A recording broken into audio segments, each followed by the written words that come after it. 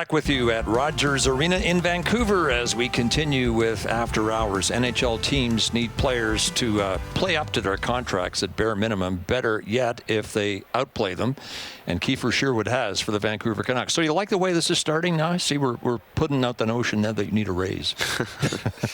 Yeah, it's been a good start, but at the end of the day, that's all it is, right? Just a start. So we got a long way to go, and yeah, tough one tonight, obviously.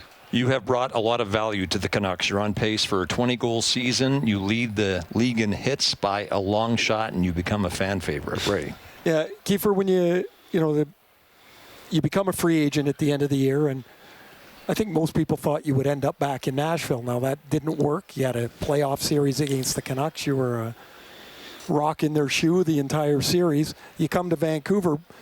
What do you have expectation when you come in? Do you have numbers that you think about for yourself, or do you just start and let it go where it goes? Definitely a little bit of both. I think I was pretty, intentful going into the season, wrote down some goals and stuff, and but I just try to take it one game at a time and just put my work boots on, and I think just trying to find consistency, with not just within the lineup, but also my play and bringing that impact. Just watching some of your goals here that I guess I didn't really know about, but you could really get rid of the puck in a hurry. You don't take much of a backswing.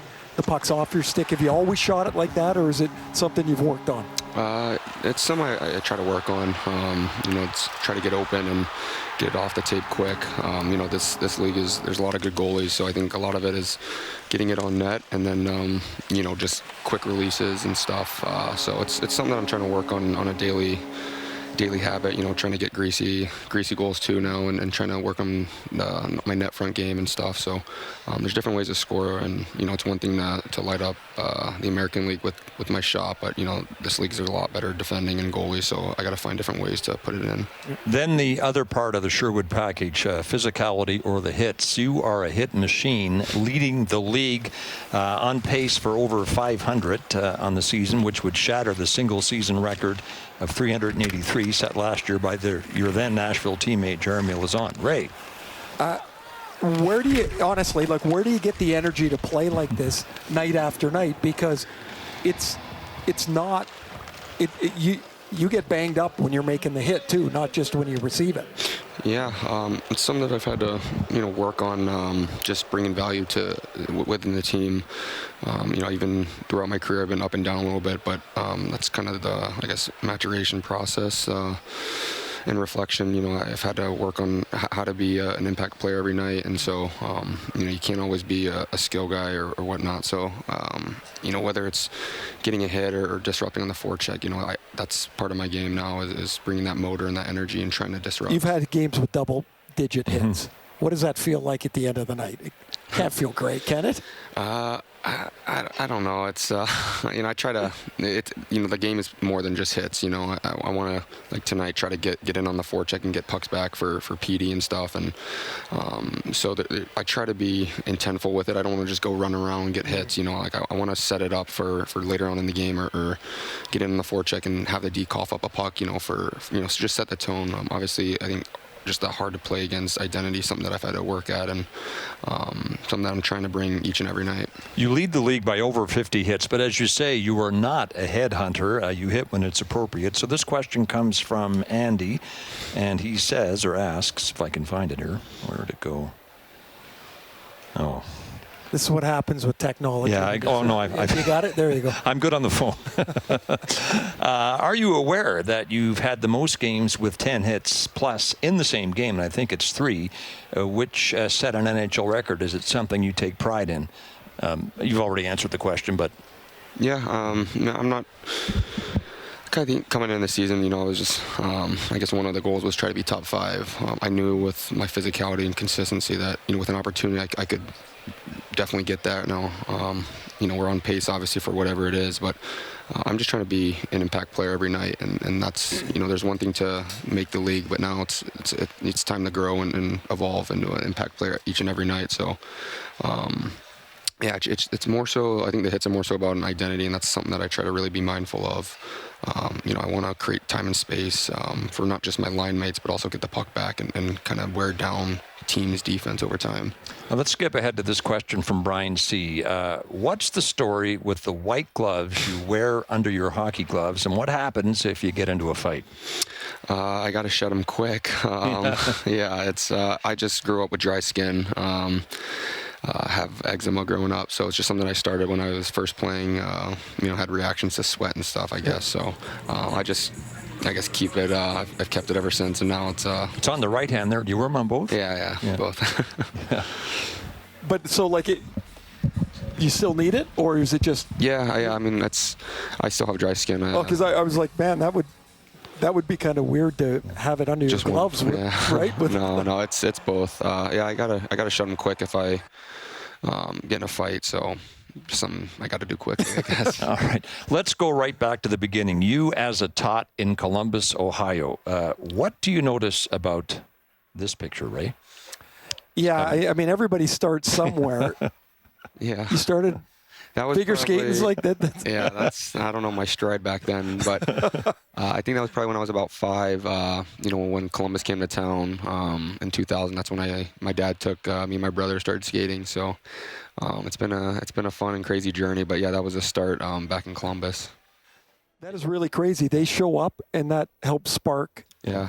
Careers. Like we hear about it, but you're an example of it. Well, you were born in 95. They got there in 2000, right. So you were at the perfect age to fall in love with hockey. Exactly. Yeah. So I think I was part of the first generation, I guess, of Columbus awesome. Production. And I think they've been doing a good job of producing players, not just in the pro ranks, but, college and stuff. And it's just continuing to grow in the Midwest.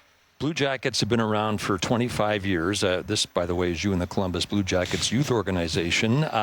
Still, though, very few Columbus-born players in the NHL. We've got a picture here. Connor Murphy is in it with you and Jack Roslovic. Roslovic was a first-round selection by the Jets. You and Roslovic grew up together in the Blue Jackets youth organization, where Ed Ginger, who ran the program, said of you, he was never the best player on his team. He just kept working at it. Was there any sign back then that you were going to get to the NHL? That's actually, I don't know who got that picture, but that's actually my brother.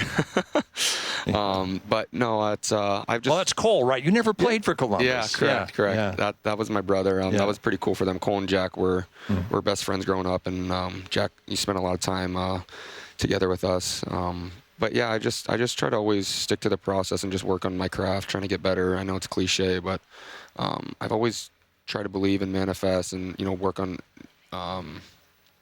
just working at it daily, and something that I always kept in the back of my mind, and I always knew that I was a late developer, so I just kind of stuck my head down and focused on my journey and just try to be wherever I'm at. I was whatever stage I was in teams. I know a lot of guys go out early, to juniors and stuff, and I was just, I guess, trying to dominate at my age, and I guess just taking a little bit longer at it. But I always knew that, eventually I'm going to, if you just stick with it, you're going to get a shot. And, if you work, and then eventually something will happen. 3 years at Miami of Ohio, undrafted. Then the Anaheim Ducks signed you as a free agent. You made the opening night roster for Anaheim in 2018. Around about that time, the Ducks retired Paul Correa's sweater, and it was neat that you were there for it. Why?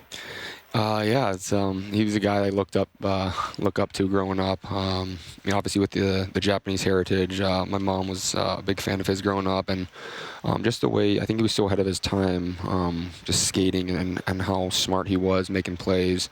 So I think growing up there wasn't that many Japanese descendants, I guess, in the NHL, and I remember that pretty vividly. I got to meet him after the game. In that picture, right? Yeah, exactly. It's pretty special. But yeah, I guess he was one of the guys that paved the way for Asian hockey players, I guess. We have a picture here of you and Cole with Ryan Getzlaf, which takes us back to the Anaheim Ducks. Tell us the story behind this picture. We'll see it here in a second. There it is. Wow. I think we were doing a skills competition that came throughout different cities. I think it was the Ace Bailey. And it's pretty funny how things work sometimes. We waited in a long line and got to meet him that day. And it's just pretty cool to end up playing with him one day. I guess that's the... Did you ever show him that picture? I think he did see it. Yeah, Yeah, because you were his teammate. Yeah. That must have made him go, oh, yeah, man, I think been here a lot of days. Yeah, it made him feel old. That's what he said. I remember that, yeah. So that was a regional skills competition. The final was in New York, and that's where you met Ryan Getzlaf. I think so, yeah. Final question here from Rutherford's Embrace is the handle. Ask Kiefer why he doesn't use Sherwood equipment. It feels like there's a good sponsorship opportunity there. Yeah, it's kind of funny how they've kind of reemerged. I actually tried their gloves earlier, and I don't know. For me, I'm pretty simple. I've always stuck to CCM or Bauer. Maybe it's something that we'll give another try down the road. But you got 500 hits this year. They're going to come knocking on your door. Yeah, we'll see. But yeah, it's good to see kind of the reemergence of their brand, and you start to see some really good players around the league using their stuff. Look, we started the show by trying to get you a raise. Now we're trying to get you an endorsement deal. We do what we can on this program. Last question from Dylan. What's been your favorite non-hockey moment so far in Vancouver? Oh, favorite? Well, it's been a lot of hockey. I think probably before training camp, went on a really cool hike with my fiance and our dog, just kind of overlooking the city and the mountains and the water. It was about an hour and a half away. I forget the trail it was, but it was just pretty cool to get outside and explore the BC beauty, I guess. And there's definitely more in the works. Definitely want to explore more. And you hear so much about what it has to offer, and it's truly a beautiful place. Perfect. Thanks, Kiefer, for joining us tonight. We appreciate it. Awesome. Thank you, guys. Appreciate it. Kiefer Sherwood, whose game has won over Canuck fans, was our guest on After Hours. Back to tidy up proceedings at Rogers Arena in a moment.